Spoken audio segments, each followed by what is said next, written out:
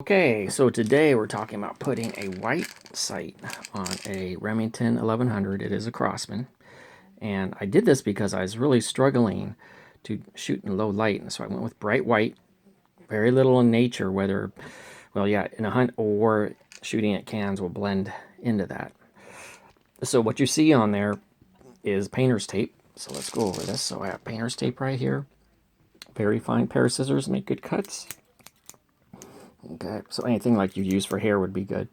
And then a magnifier. And the magnifier is really important to make sure when you're putting on the tape that you put it really precisely on the sides, the top, and at the base of the sight. So it does look, now I understand precision here. This is even more important than lubrication because that is paint. And so the splatter you see on there is on the paint, or sorry, on the tape. The paint is on the tape, down on the bottom, and on the sides is on the tape. So yeah, I just want to make sure that you know that, and that's why you should use painter's tape. Okay, so as far as the nail polish I used, it's Insta-Dry, and it's called White on Time. So cute name. I really like this. It's not the cheapest one. You can get a cheaper one. A lot of them had bad brushes. You may want to use one of your own. This one, it has a good brush. It's pretty flat. Just make sure it's not dripping when you get it off. So you want it to look something like that. And I've been very happy with this one. And again, many people prefer bright white on their front sight. So, okay, and let's finish up talking about update on the gun. So in my first video on this, I was showing a lot of things going on with the feeding system here and the BB well.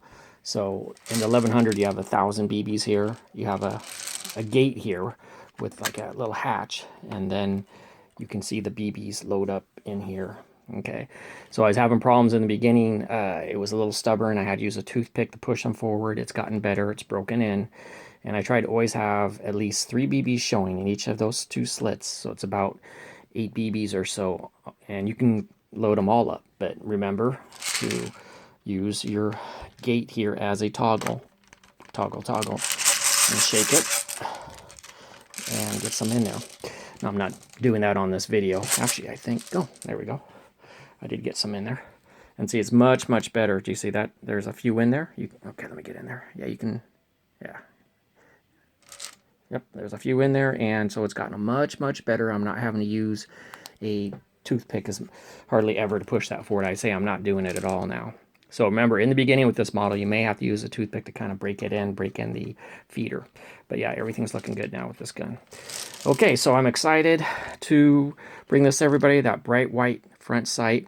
I did want to compliment Daisy. Theirs usually come with a white dot sight or a fiber optic sight, but this works. It's nice and bright and gets the job done.